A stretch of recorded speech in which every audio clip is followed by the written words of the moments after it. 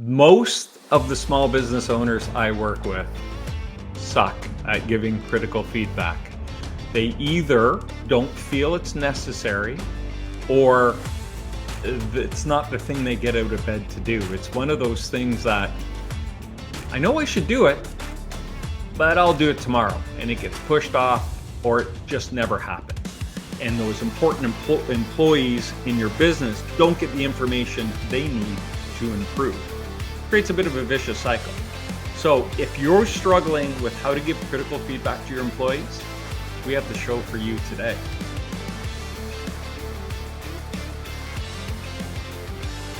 Welcome to the KeyHire Small Business Podcast, where we cover the issues that help small business owners scale their business. My name is Corey Harlock. I'll be your host. I'm the creator of KeyHire Solutions, where we help business grow with our talent. Before we get started, I got a couple announcements. We have been nominated for the Best Business Consultant in Houston for the Best of the Small Business Awards. And we would love it if you could support us by throwing us a vote. There's a link in the show notes right below. Click that. It's going to take you about 2 minutes. Please give me 2 minutes and throw us a vote. We would be grateful for that. Secondly, if you're listening to the show, we do the show for small business owners, and we really want to support you out there and help you. And you can show us a little support or show us a little love in one of three ways, or all three if you want. Firstly, if whatever platform you're listening on, YouTube, Spotify, Apple, whatever it is, just follow the show or subscribe so we know you're out there and we know you're listening. Secondly, there's a link in the show notes if you're using your handheld device to listen to this that says text us your comments or ideas. Hit that and let us know what you think of the show, or if you have an idea you'd like us to cover, we'd gladly do that. We'll go out and find an expert to talk about something that is interesting to you or helpful to you. And finally, there's a link below that to connect with me on LinkedIn. Shoot me a note, connect with me, and shoot me a note saying, Corey, love the pod. And I will definitely take that connection, and we can be buddies for the rest of our lives. So if you do one of those three things, I'd really appreciate it. Okay, back to the show. So today we're talking about how to give critical feedback, and our guest this week is Cortney Watson. A little bit about Cortney. She recently stepped out of her COO role, where she helped scale a DC-based consulting firm from 10 million to 40 million. She knows firsthand how fast growth can outpace structure. And now she coaches to build the systems, teams, and clarity to scale smartly. Sounds like my kind of person. Matt, let's bring her on. Cortney, how you doing? I'm great. Thanks for having me. My pleasure. Your bio reads a lot like what we do. We just do it from the talent side, and you do it probably from the coaching and kind of leadership side. Absolutely. Very cool. So we should have a lot. We should share a lot of same values and opinions here. Well, we're going to see. Yeah. Awesome. So we are talking about, well, hold on. Are you still in DC? I'm still in DC. I've been here almost 20 years, originally from Michigan. Okay. And then I moved out here right after school, and I've been here ever since. I hear it's a wild place to live. Yeah, it is. It's especially right now. There's a lot going on, but it's actually a great city. It's expensive, but great. Do you have any snow? Not yet.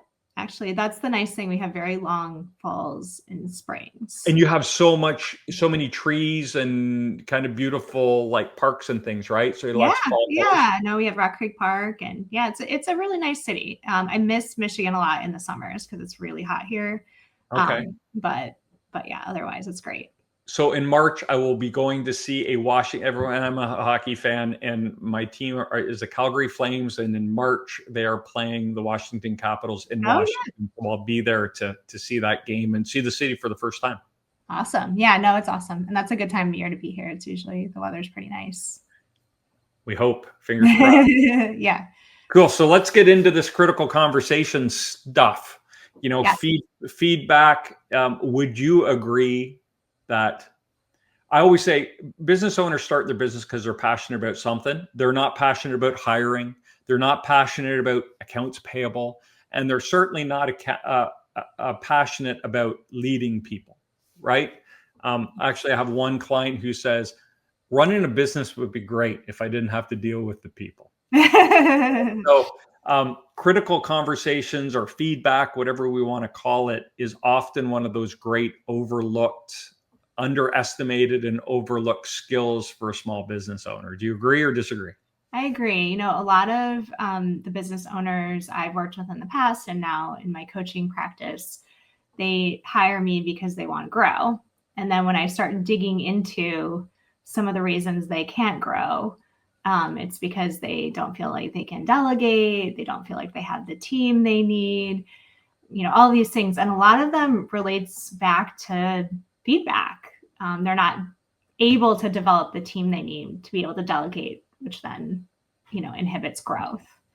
And that whole no one can do it as good as me, or no one understands the business like me. And we've talked about this on the show before. Yeah. And I'm sure, like, scaling from 10 to 40 million, no one understands the business like me is the enemy of growth, right? Because you don't need someone who understands how to do $10 million in revenue. You need someone who understands the bigger picture, or maybe that role within your company better than you, right? And that's always a challenge. Absolutely. And you need a lot of leaders too. And to be able to develop leaders, you need to give them feedback to get there.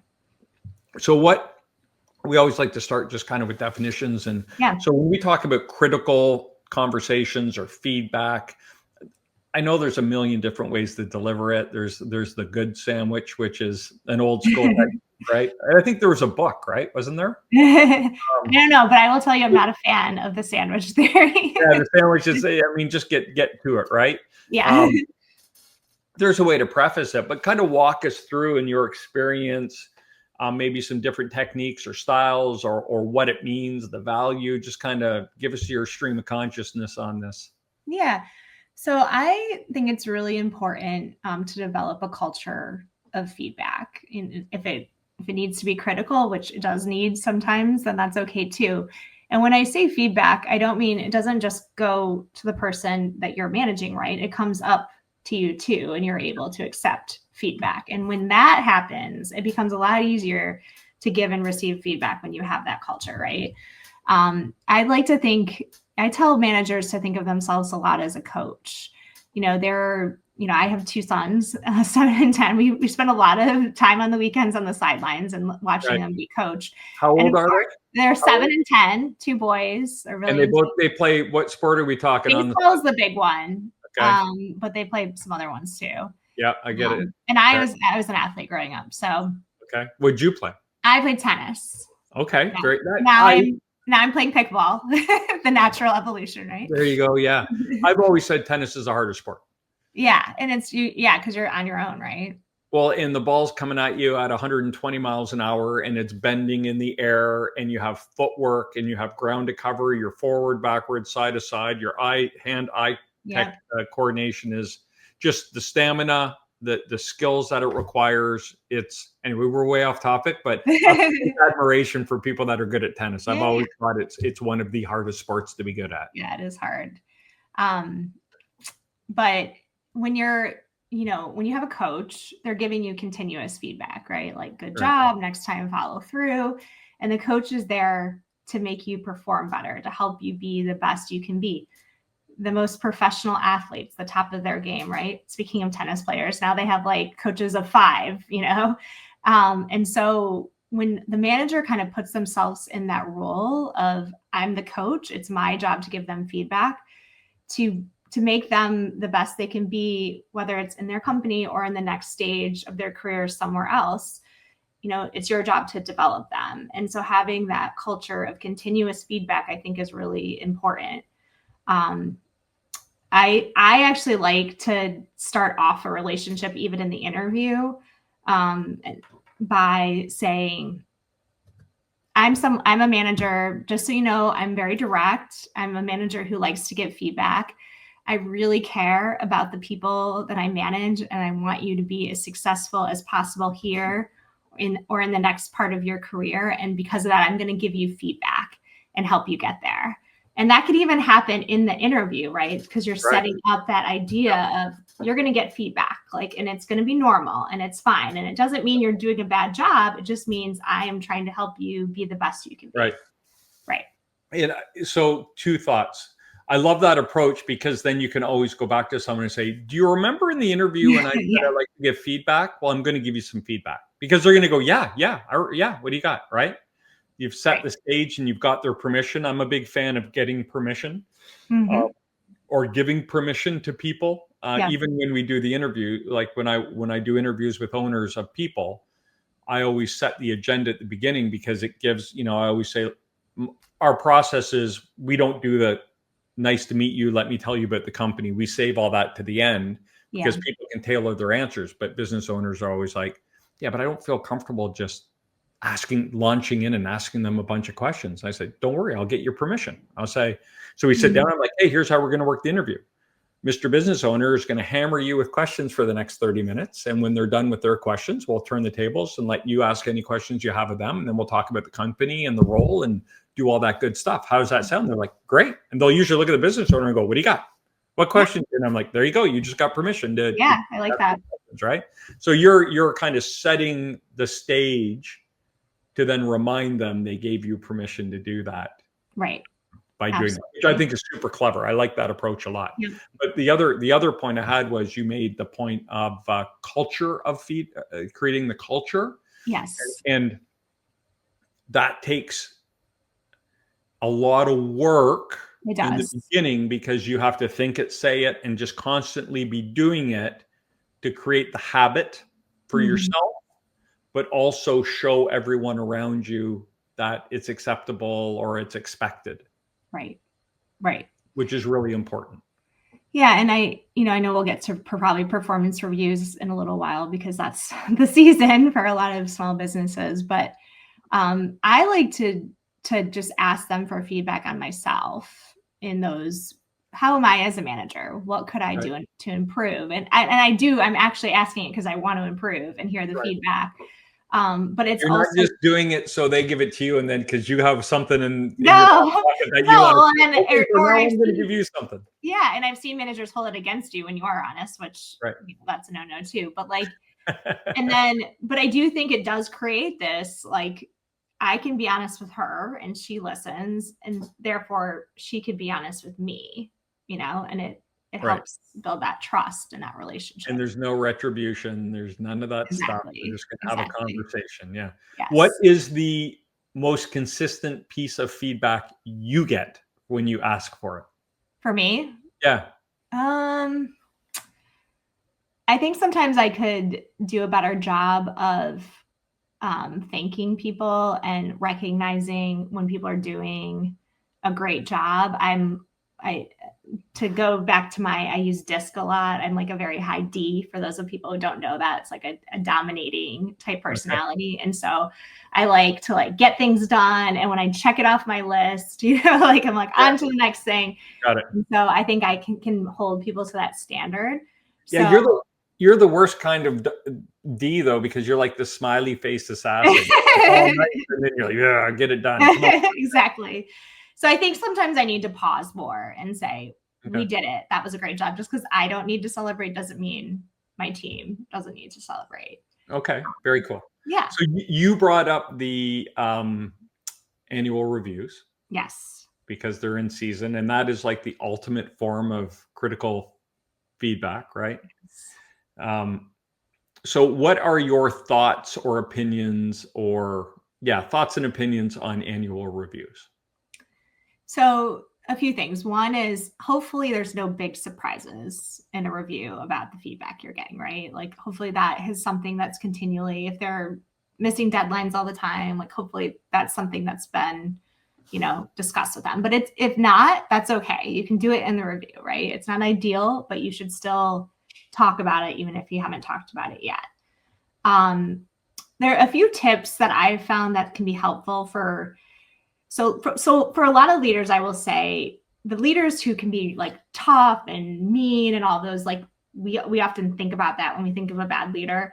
But I actually think the latter is more true of leaders, is that a lot of leaders just don't get feedback, like you said in the beginning, right? And I think that's actually more of a problem. And so one of my jobs when I was COO was to really make sure that the managers were giving people the feedback they needed to hear. And so that would happen a lot in the reviews. There was other ways we would try to get managers to give the feedback. But one thing I actually think is very helpful, and it's not hard to do, is put it in writing in a review form and send it to them before they come to the review. Because there's a few things that happen. One is the person has time to think about it and reflect, and they actually see it. They go through all the stages of anger. Exactly. And people don't, when you're verbally saying things, sometimes people don't process it. They don't want to believe it, but it's there in writing, right? And then the other thing, I think a few other things that helps with the manager is they can organize their thoughts, and they have to talk about it because it's in the review form, right? It's on the table. You can't ignore it now. And I look, I'm a direct person, but I've been there before. Like, I get in a room and I'm like, I don't want to tell this person. I can tell they're not going to respond well. I don't want to be the one to tell them. And some days your defenses are just lower than others too. Like some days you're ready for it, and other days you're just like, I don't think I have the jam for this today. Like, can I do it tomorrow? Right. And that's how the can gets kicked down the road. Right. So I like having it in the in writing, and if you can, giving them a chance to read it before. If you can't, at least having it printed out, ready to give them once they're in the review. And then I think it's a conversation. I mean, I think you should be empathetic. I think it's very important to figure out how the person generally receives feedback. If it were me, as someone who's direct, I'm okay. Just give it to me straight, right? Yeah.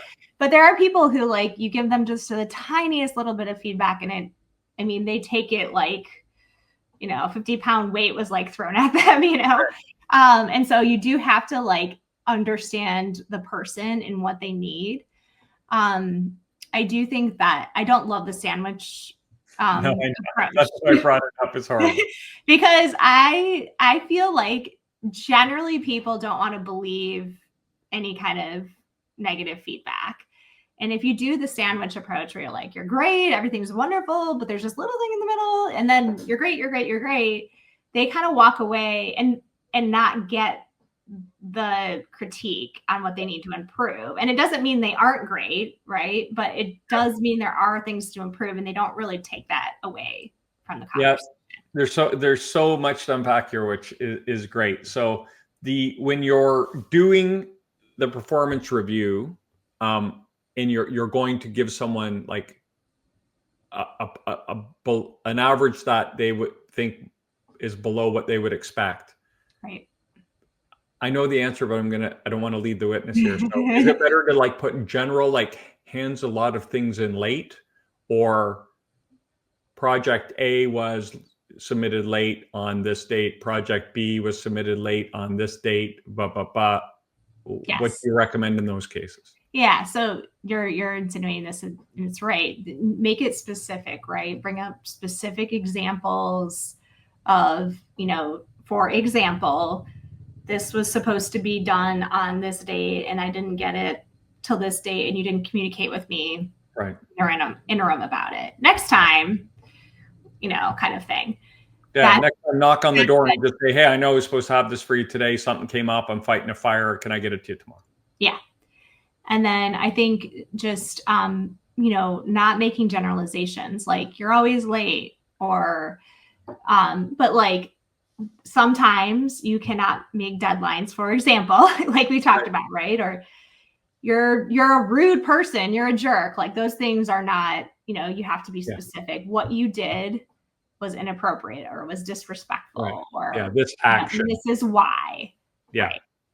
And I think business owners, because they deal with so much, let's say I'm a reliable employee, but I missed 2 deadlines, and then they fall into that. Now I've fallen out of trust, and everything I do is late, right? Because I was late twice. And so that's where they're like, I'm really going to hammer him on this because everything he does is late. So I'm going to put it on everything that you hand into me is late. But it's a good exercise for them to go back and say, well, hold on, what really happened here? And it actually might walk them off the edge a bit, because a lot of business owners can take things personally. Yeah. And so they consider their employees, I don't want to say family, but it's a different relationship in a small business. Mm-hmm. And when someone kind of, betray might be a heavy word, but breaks the trust. Yeah. And sometimes it doesn't take a lot. It could be one or two mistakes and they kind of start, the trust wanes, right? And then that spiral of that small business owner goes into, well, I can't trust them. They're never, they're always late and their hand stuffing on late and their work's not as good as it used to be. But if you go back and like, okay, what is really, how many times have they done it, and you document it, it might walk you back a bit and go, oh shit, maybe I went a little crazy here. Maybe that was only 2 things. And in my mind, it was like 100. Yeah, no, I think that's right. Any sense at all? Yeah, no. And I'm thinking of like the teacher who they like take the name off of essays when they grade it, because sometimes when you see things through a certain lens, you read things through a certain lens.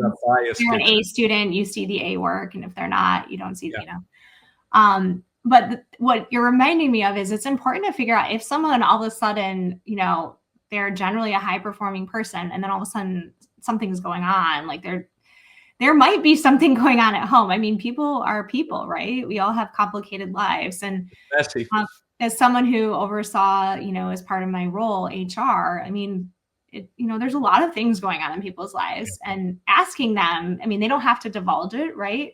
But it can go a long way of saying, is everything okay? Like normally you hit these deadlines, but I've noticed the last few months they're slipping. Is there anything I can do to help you? And that right there can go a long way, because you're showing support, you're giving them the benefit of the doubt, and you're allowing them to talk about something that might be going on. And then you both can reach this understanding, like, I'm going to be okay with it because they're going through this hard thing, or they're noticing I'm going through this hard thing and I'm going to correct it, Yeah.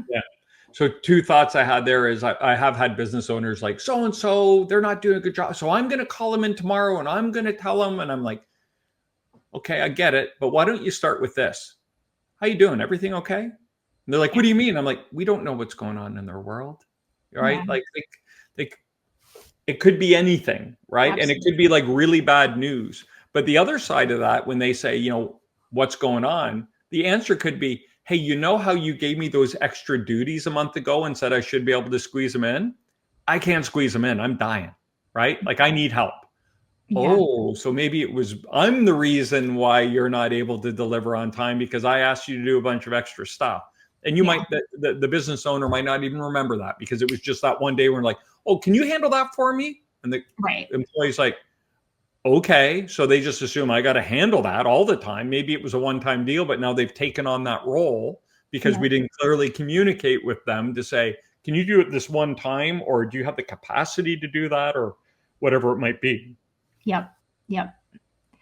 So I think I've just given us a really good, segue into the mistakes we can make when we give feedback or don't give feedback. So what are some of the big things you see on your side? I mean, I think sometimes when you give feedback, when you're in the moment, like you're upset, that's not a good place to be giving feedback. Sometimes you not really constructive feedback. Yeah, it's not constructive. And I mean, I think we've all done it, right? I've done it. But that's just generally not a good place. It's not going to be a productive conversation. You immediately put the other person on the defense, right? As opposed to coming at it intentionally, calmly.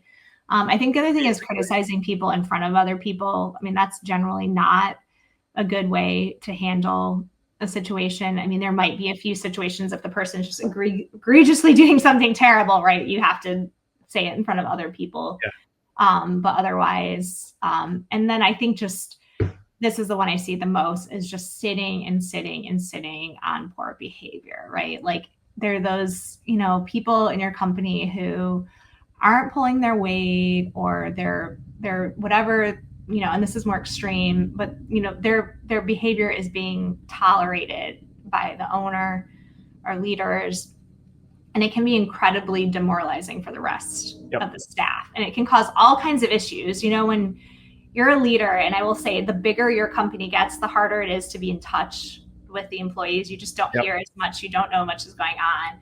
There's a lot of problems happening underneath the water, right? Like that the leader might not see by not addressing some of the personnel issues that are going on. And high performers don't want to stay in that environment if they feel like, somebody is getting, unfairly treated or not fairly treated. It causes people to leave. It causes disdain. It causes people are more focused on that than they are growing the company and the mission. Yeah. Of the company. You're right. High performers love accountability. And when poor performers aren't held accountable, it pisses off high performers, right?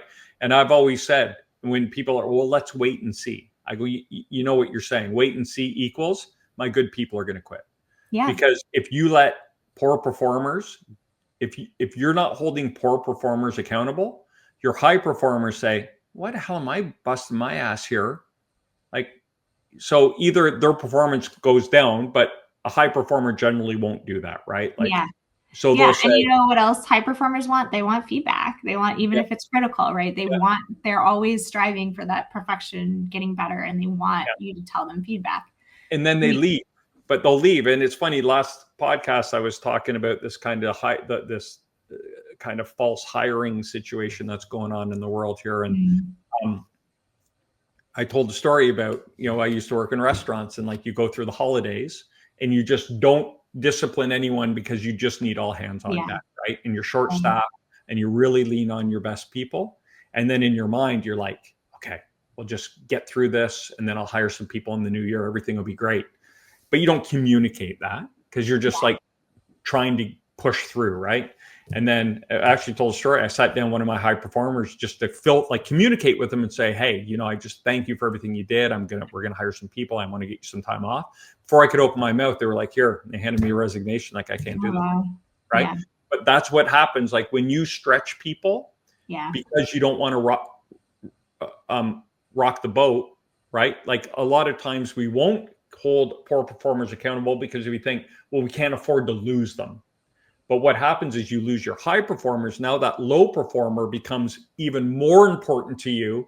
And the business is like, the performance is going down because all these poor performers are valuable because of the only people left. Yeah.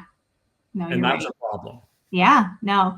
And here's another thing I've seen because I'm working with a lot of professional services companies is you have the high performers, but bad behaviors, right? Yeah.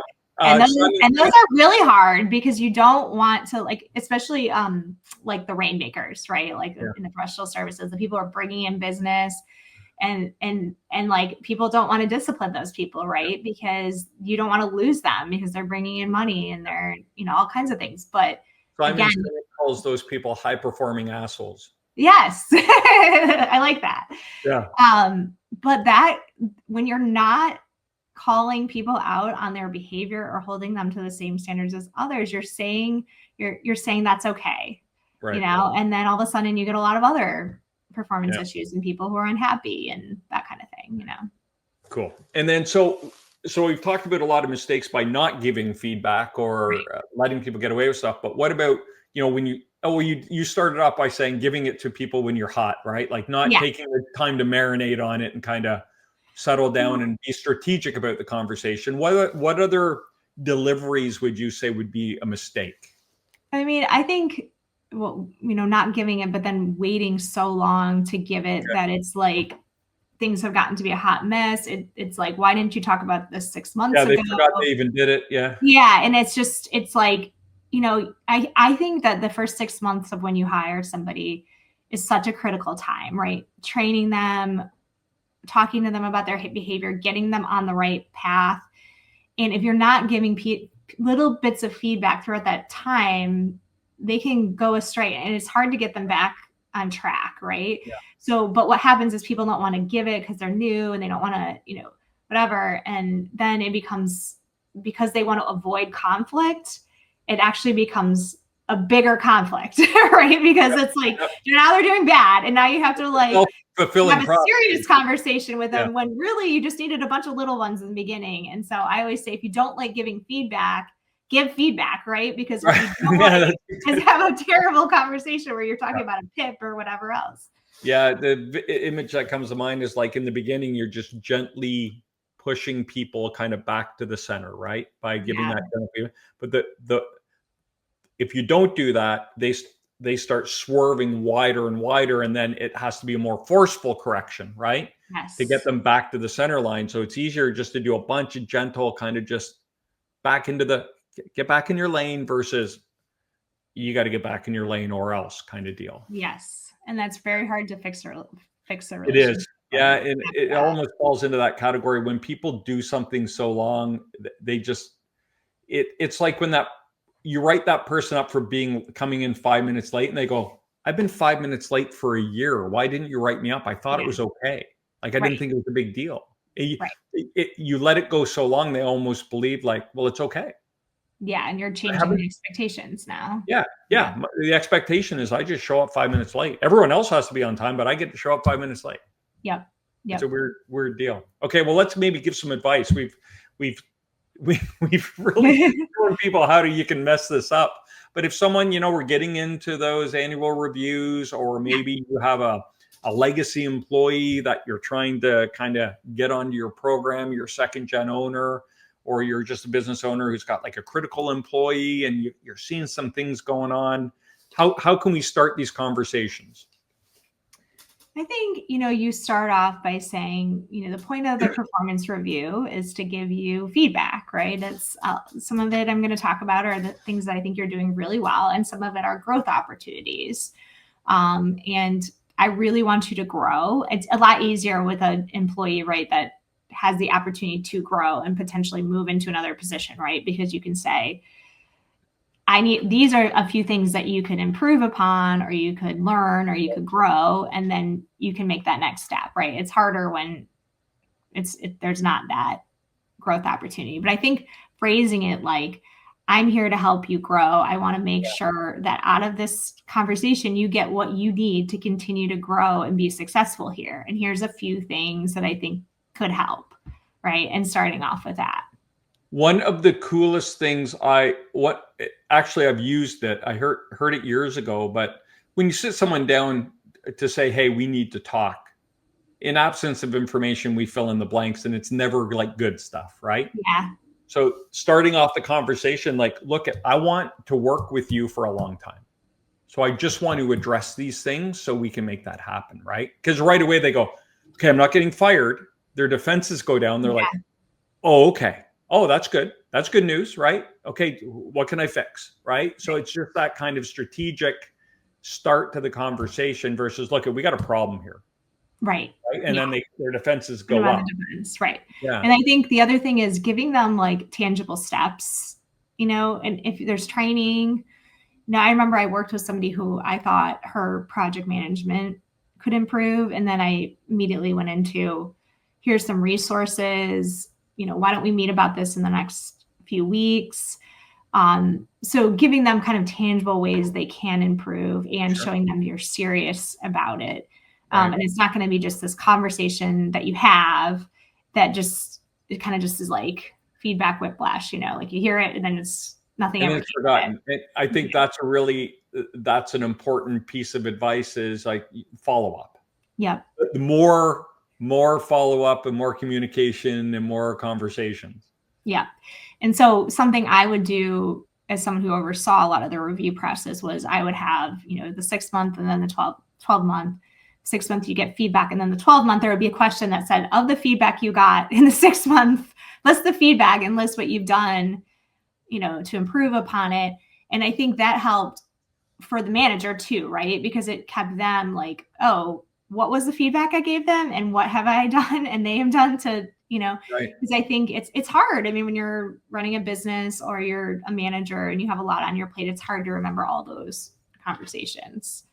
What are your thoughts on adding kind of consequences into the conversation? So let's say it's someone who is late and you wrote them up the first time and they're like, oh, sorry, it won't happen again. Then they're late again.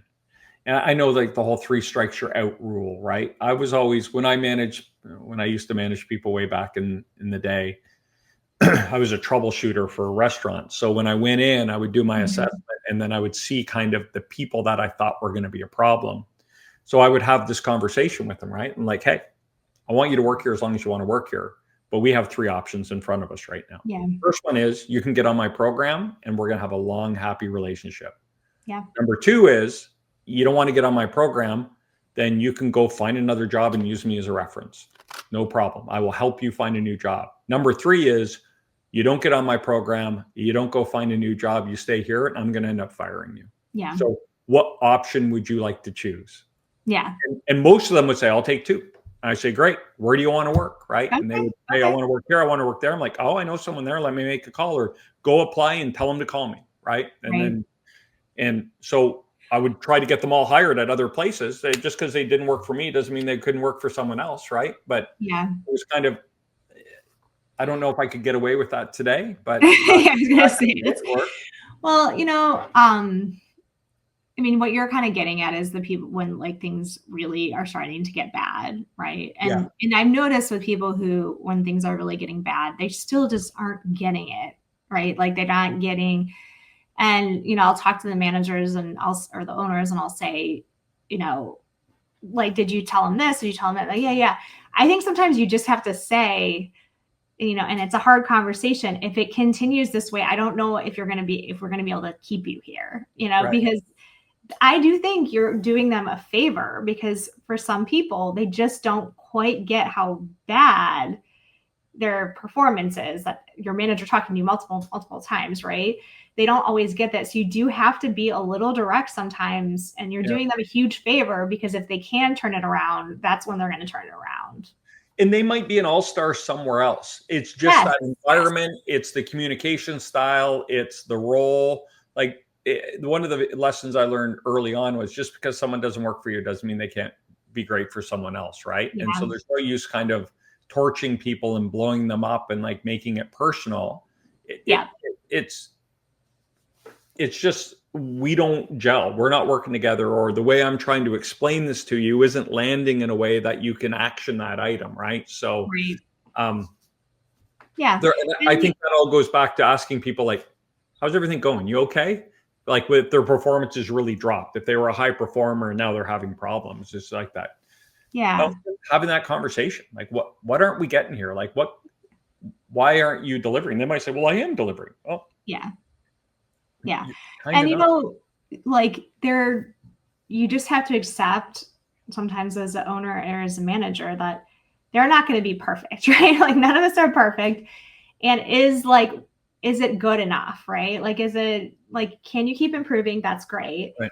But there is a point when you're just like, it wouldn't be necessarily the way I would do it, but they're doing okay, you know? Is the end result there, right? Yeah. And so I have this theory that I stole from Evan Pagan, but it's the ABC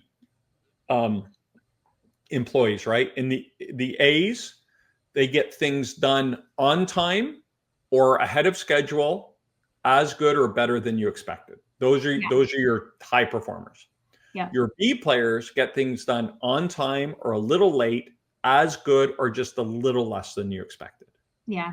And then the C players, they don't deliver it at all. They create a fire, they're black box builders, and their only job is job preservation. So they just like run you all over the place and confuse you, so they never have to deliver anything.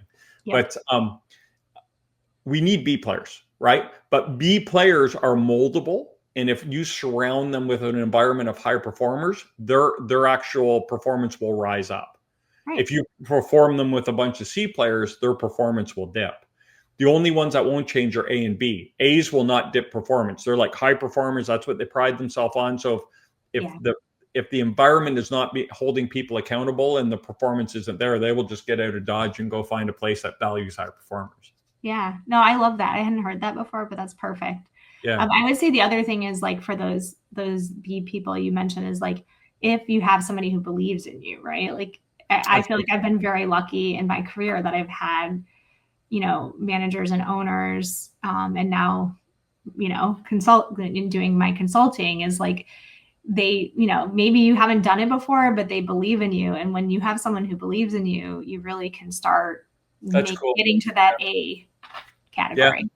That's very cool. I mean, I don't know about you. I just really like working with small business owners. They're so unique, so different. Yes. They have their own passions, totally unique personalities, right? They bet on themselves and they built a business and they're passionate about it. So it's always fun to talk to them and deal with them. And sometimes I feel like on these pods that I never want them to get the impression we're ripping on them, right? Because they're like great people working their butts off to deliver something, and they carry the weight of the world on their shoulders. Like going to bed at night thinking, man, I got to make sure there's money in the bank account to pay all these good people that work for me and all that stuff. It's a lonely job. I mean, you don't, and even just in my role, and I wasn't in my last company, I wasn't the owner, but it's like people only come to you to tell you when things are going wrong.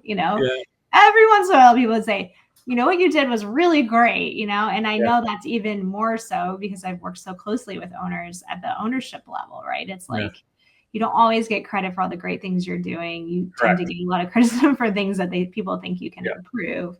And when you do something awesome, it's short-lived. Yes. 3 weeks later, people can come to you with their hand out saying, I want a raise. And you're like, we just had a Christmas party and I gave away some amazing gifts.